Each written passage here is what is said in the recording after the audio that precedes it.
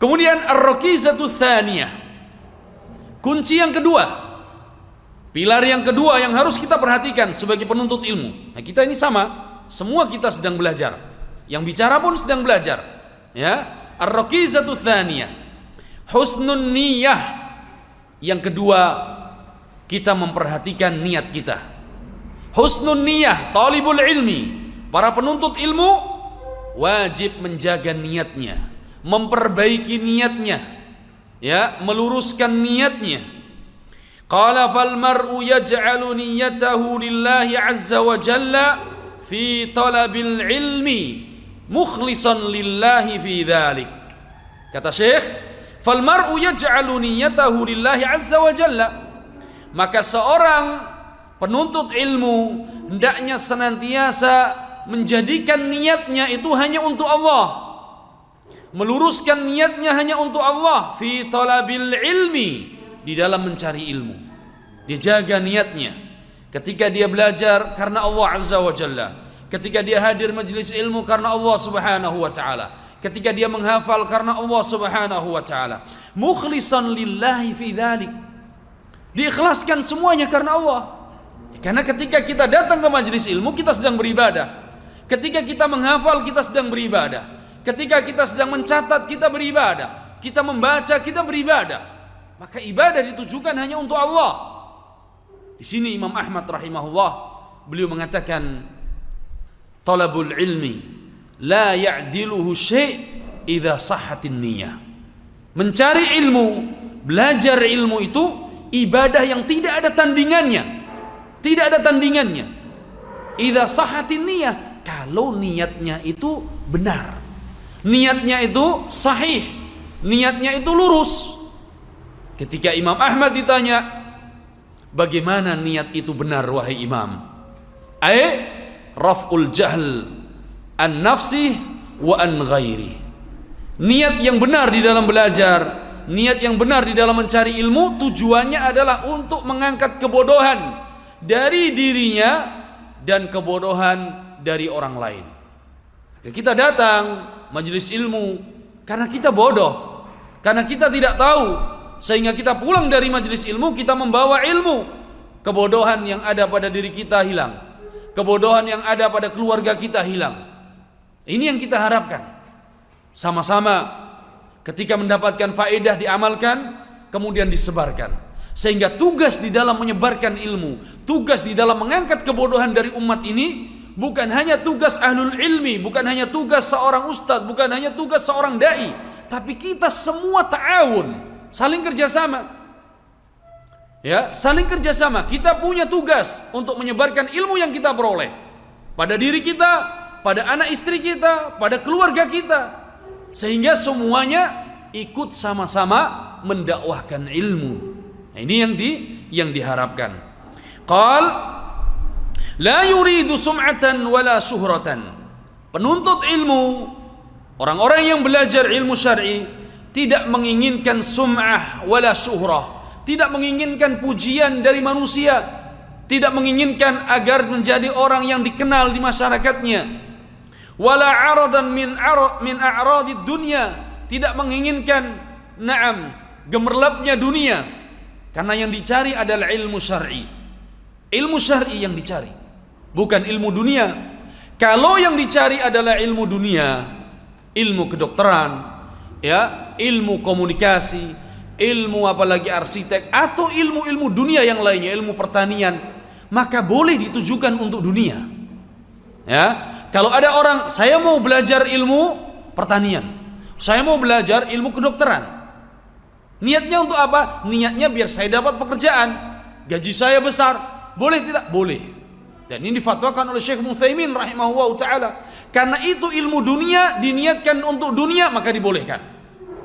Tapi ketika itu ilmu agama, ilmu syar'i diniatkan untuk dunia, maka ini hukumnya haram. Hukumnya haram. Ini yang membedakan. Maka kata beliau, wa man ja'ala niyatahu lillah waffaqahu Allahu ta'ala wa athabahu ala dhalik. Maka barang siapa yang menjadikan niatnya itu hanya untuk Allah, waffaqahu Allahu ta'ala, Allah pasti akan memberikan taufik kepadanya. Kalau kita datang ke majelis ilmu, kalau kita belajar, kalau kita menghafal, kita niatkan untuk Allah, Allah pasti akan memberikan taufik kepada kita. Yang susah akan dimudahkan oleh Allah, yang berat akan diringankan oleh Allah. Qal wa athabahu ala dhalik, dan Allah akan memberikan pahala dengan niat kita tadi. Ya. Qal li'anna al-ilma ibadatun bal min a'zamiha, karena ilmu dan mencari ilmu ini adalah ibadah, bahkan ibadah yang paling mulia. Oleh karena itu Nabi sallallahu alaihi wasallam memberikan kabar gembira kepada para penuntut ilmu.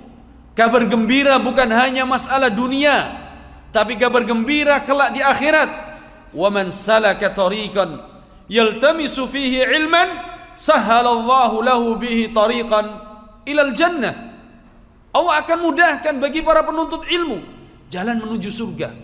Maka busra, kabar gembira ini sudah cukup bagi kita agar kita bersemangat di dalam belajar, agar kita bersemangat di dalam meluruskan niat kita dalam belajar ilmu. Pahalanya surga. Ya, janji Allah, janji Rasulullah sallallahu alaihi wasallam.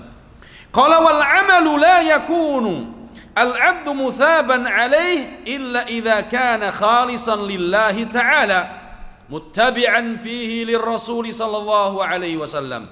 Kata Syekh, wal 'amalu la yakunu al-'abdu muthaban 'alaihi, maka amalan seorang hamba tidak akan memperoleh pahala illa idza kana khalisan lillahi ta'ala, kecuali apabila diikhlaskan karena Allah Subhanahu wa taala, muttabi'an fihi lirrasul sallallahu alaihi wasallam, dan mengikuti tuntunan Rasulullah sallallahu alaihi wasallam.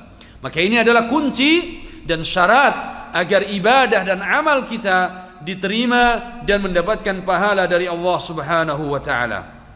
Qala wallahu azza wa jalla yaqul, dan Allah azza wa jalla firmankan, innallaha ma'al ladzina taqaw walladzina hum muhsinun. Sesungguhnya Allah bersama orang-orang yang bertakwa dan bersama orang-orang yang berbuat kebajikan. Allah bersama orang-orang yang bertakwa, Allah bersama orang-orang yang berbuat kebajikan. Qala wa a'dhamut taqwa, dan sebaik-baik takwa dan takwa yang paling tinggi adalah ikhlasun niyah lillahi ta'ala, mengikhlaskan niat hanya untuk Allah Subhanahu wa ta'ala. Maka penuntut ilmu yang mereka ikhlas karena Allah di dalam belajarnya, Allah akan senantiasa bersamanya, Allah akan memberikan taufik dan pertolongan kepadanya. Qala wal mura'i fi talabil ilmi, tapi sebaliknya, al-mura'i fi talabil ilmi, para penuntut ilmu yang di dalam belajarnya dia niatkan untuk manusia, untuk mencari pujian manusia, agar dipuji oleh manusia. Fadlan an khasaratihi fid dunya fa innahu mu'aqabun fil akhirah. Penuntut ilmu yang tidak ikhlas di dalam belajarnya untuk mencari pujian manusia, maka selain dia rugi di dunia, di akhirat pun mereka akan mendapatkan siksaan dari Allah Subhanahu wa taala. Dan ini berat sekali. Di dunia sudah sia-sia di dalam belajarnya, kemudian tidak mendapatkan pahala, di akhirat malah akan mendapatkan siksa wal iyadu billah. Wa minhum, kemudian Syekh membawakan hadis, di antaranya adalah contoh hadis rajulun talabal ilma liyuqala alimun wa qad qil. Ada na'am kama jaa fi thalathah alladhina yushabuna ala wujuhihim fin nar. Syekh membawakan hadis di mana ada 3 golongan manusia yang mereka akan dijebloskan ke dalam api neraka, padahal mereka beramal saleh secara zahir, mereka melakukan amalan-amalan kebajikan secara zahir. Di antara 3 golongan tersebut adalah rajulun talabal ilma liyuqala alim wa qad qil, yaitu seorang yang belajar ilmu, mencari ilmu tujuannya agar dikatakan sebagai alim dan agar mendapatkan pujian manusia sebagai alim, dan ini nyata memang tujuannya demikian, dan mereka tidak bisa memungkiri di hadapan Allah Subhanahu wa taala. Ketika dia mengatakan aku belajar karena engkau wahai Allah, kata Allah kadzabt, engkau telah berdusta. Engkau belajar liyuqal annaka alim, bahwa engkau sebagai orang alim. Di dalam hadis lain Nabi SAW juga mengingatkan, man ta'allama ilman mimma yubtagha bihi wajhullah la yata'allamuhu illa liyusiba bihi 'ardan minad dunya lam yajid 'arfal jannah yaumal qiyamah. Siapa yang mencari ilmu yang ilmu itu harusnya ditujukan hanya untuk Allah, tetapi dia mencari ilmu karena ingin mendapatkan keduniaan, maka kelak pada hari kiamat tidak akan mendapatkan surga. Ini ancaman dari Nabi SAW. Hadis diriwayatkan Imam Ahmad, diriwayatkan Abu Dawud dan yang lainnya, hadis sahih. Dalam hadis yang lain Nabi SAW beliau juga sabdakan, man talabal ilma liyujariya bihil ulama atau liyumariya bihi sufaha atau yasrifa bihi wujuhan nas adkhalahun nar. Barang siapa yang mencari ilmu tujuannya untuk mendebat alim, tujuannya untuk mendebat ustaz, tujuannya untuk mendebat ulama, atau untuk merendahkan orang-orang bodoh, atau agar orang lain memuji dirinya, adkhalahun nar, maka Allah akan masukkan dia ke dalam api neraka. Berat. Dia sudah belajar tapi tujuannya buruk. Tujuannya nanti kalau pintar mau mendebat ustaz, nanti kalau pintar dia akan mendebat ulama, atau ketika dia sudah pintar dia akan merendahkan orang lain yang belum pintar. Tidak boleh. Ya, ini ancamannya adkhalahun nar, dan hadis ini diriwayatkan Imam Tirmidzi dan hadis sahih. Maka kunci yang kedua bagi penuntut ilmu adalah memperbaiki niat, meluruskan niat di dalam belajar karena Allah Subhanahu wa taala.